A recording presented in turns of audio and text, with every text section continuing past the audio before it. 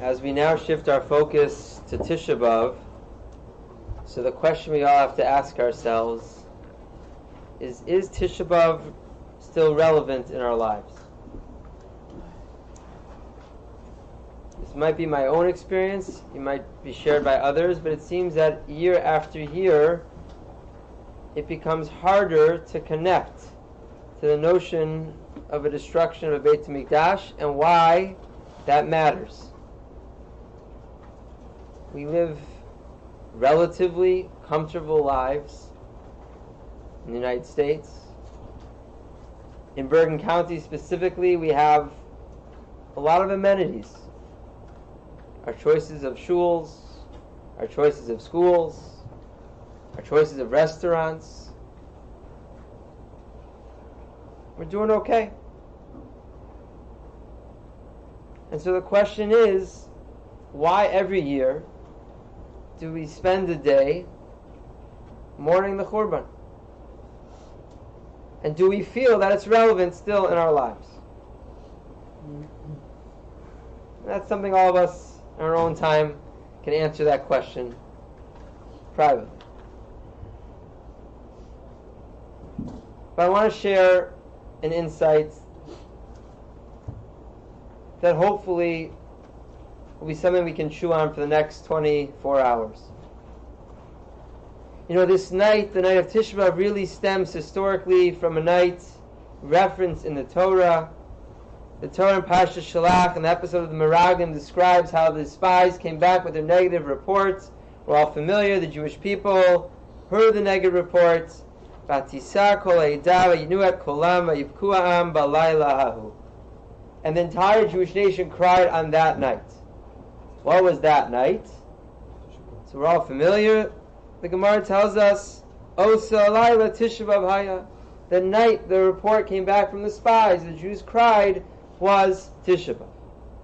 And the Gemara in Tanis, Chav Testament Aleph says, Amar le'hem HaKadosh Baruch Hu, Atem b'chisem b'chia shalchinam, v'ani kovei lachem b'chia l'doros. You cried for no reason, and I'm going to set this night in perpetuity will always give you a reason to cry.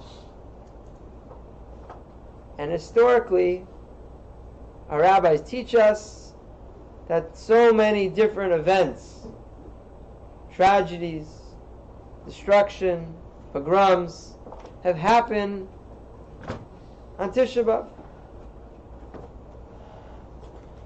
And I've never really understood this Gemara. Because from a parenting perspective, it just seems like God is the meanest parent out there. You whined, you cried, and God, our parent, says, I'm going to give you a reason to cry. That's how I've always thought what the Gemara was trying to say. But that's a terrible parent. If your kid is whining over the fact that they want a third lollipop, and then you say, I'm going to do something to really let you know what it means to hurt, I don't even want to speak what that looks like, that's terrible parenting. So how can a HaKadosh Baruch Hu say, you cried for naught, I'll give you a reason to cry? So I saw an insight in the Michtam Eliyahu by Rav Eliyahu Dessler, where Rav Dessler says, of course that can't be the interpretation. God cannot just be that cruel parent. But instead is that God saw in the episode of the Meraglim, the reaction of the Jewish people, which is basically they were faced with a challenge of going into a land with these other nations. They were scared. And in their essence, Rav Dessler says it was a lack of emunah. They didn't have faith that God could basically take care of the nations of the land, and they were scared. And Rav Dessler says that the Bechia L'Doros is an exercise in trying to instill in the Jewish people emunah. Because when you're faced with one tragedy after another, and you see that the people around you don't like you so much, you might wake up and realize, wait a second, I better have my faith in someone greater than whatever the host country or the host city that is attacking me or making my life miserable. Rav Dessler says that the Bechia L'Doros is an exercise in emotions. It's trying to fix whatever flaw there was in our hearts when we got scared and try to instill a sense in our hearts that we feel more connected to HaKadosh Baruch Hu. But I was thinking about this idea of Bechia L'Dorot and trying to, working with Rav Dessler's idea that it's a tikkun for whatever flaw we had. And perhaps there's another interpretation of Bechia L'Dorot, a cry across the generations, a cry over generations. We'll always be crying. Maybe we can reinterpret Bechia L'Dorot also as that there's something unique in whatever causes you to cry, which is tailored L'Dorot, which is tailored for your generation. What do I mean? Well, when I was reflecting on what Tish'a B'Av has been like for me growing up, it seemed that Tish'a B'Av was always a journey in history through all these bad things that happened to everyone before me, up to my grandparents. I had to experience Tish'a B'Av by learning about pogroms and Chmielnicki massacres and the Shoah, and it was always something in the past. And perhaps, again, maybe this is my own personal feeling, you don't share it. But when I think about what's happened in the last number of years, even as recently as this very Shabbat, I think there is a sense of clearly a growing sense of anti-Semitism that is rearing its head. And I'm not sure how safe I feel, even in Fairlawn, even in Bergen County. Just last night, I was walking home from shul with a number of people who are here in this room. And we were walking home, and as clear as day, a car zipped by us and screamed out, clear enough for us to hear, "Ew, Jews!" Just last night.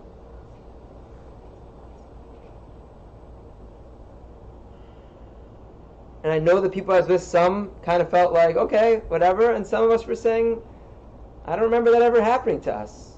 Personally, I've never in my life directly happened to me. I never had experienced it. And then today, I was walking home from shul with my daughter and a bunch of kids. There were 10 kids on bikes coming down Norma right here. And I'm not as certain as the experience that I experienced last night that others were with me, but I can almost swear they said, "Go to Israel." They were trying not to make eye contact with me, but I heard the words, "Go to Israel." And I'm thinking these kids, 9, 10, they could have been that much older. They didn't make it up. They're not smart enough to say that. They're hearing it somewhere.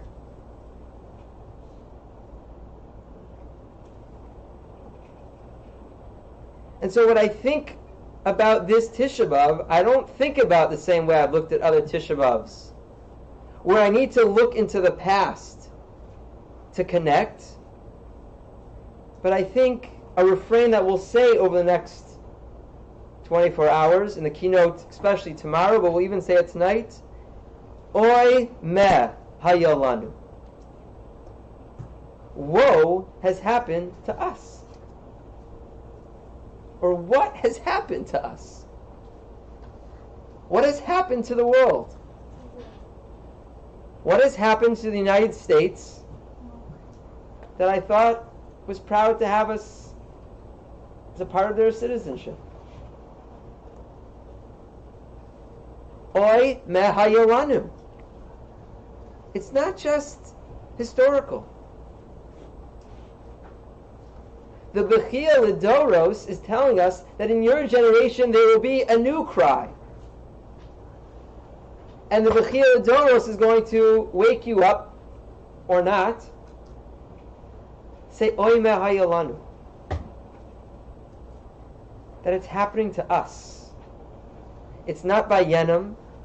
It's not 60, 70 years ago, whenever the Holocaust was. It's not like that. We're living in a time where we have to be very careful.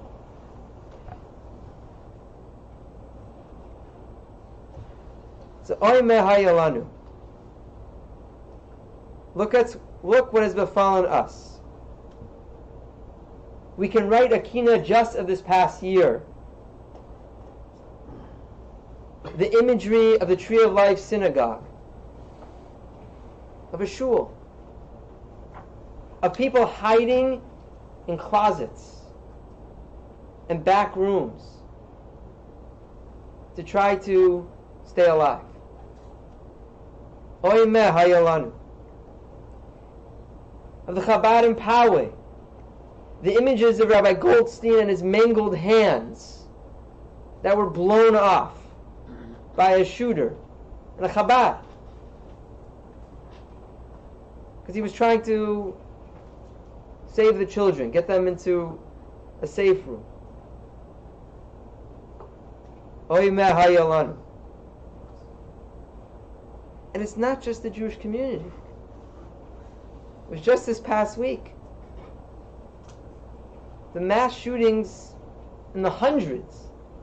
There's recent memory in El Paso, Texas, at a Walmart, in Dayton, Ohio,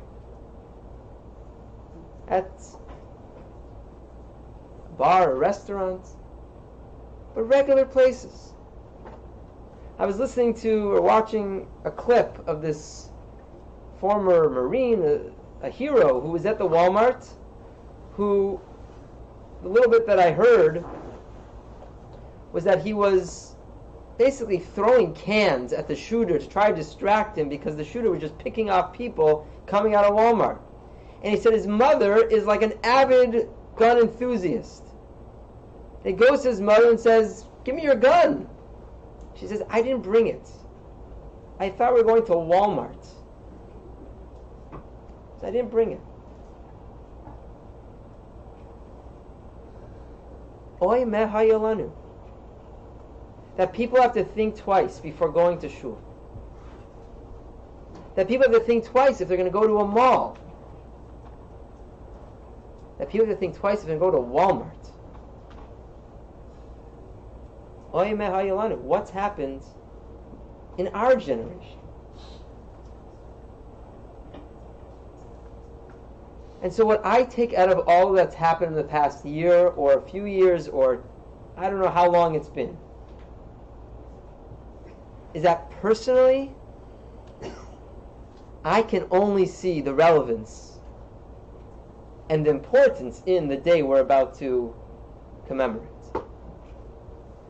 Because if we are not realizing that Israel is our homeland, if we are not realizing that without Eretz Yisrael, we have nowhere to go when it comes time where we're not wanted, that's a scary thought. So we spend one day a year focusing on the importance of Eretz Yisrael.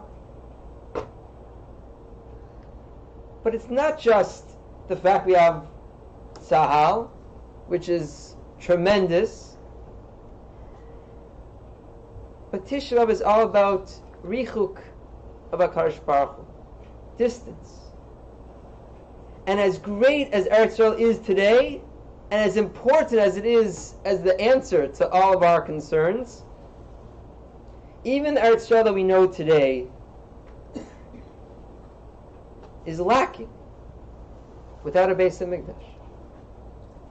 We're vulnerable without HaKadosh Baruch Hu, the Shechina, in our midst. So when I try to grapple with the question of, is Tish'a B'Av relevant in 2019, I think it's relevant more than it's ever been in my life. Where I think about what it means to have a homeland, where I think about what it means to have a homeland where I feel secure, and it also a place where I can flourish spiritually. Because it's not just I want to stay alive. We want to thrive. And that can only happen with a rebuilt temple.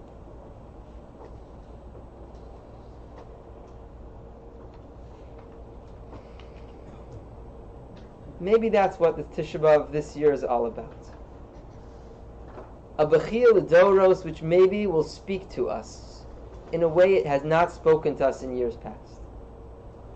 A Bechia L'Doros that doesn't need us to look back 70 years ago, 200 years ago. Just wake up and see what's going on around us. A Bechia L'Doros that hopefully will resonate when we're reading the words. Oy, mehayalanu.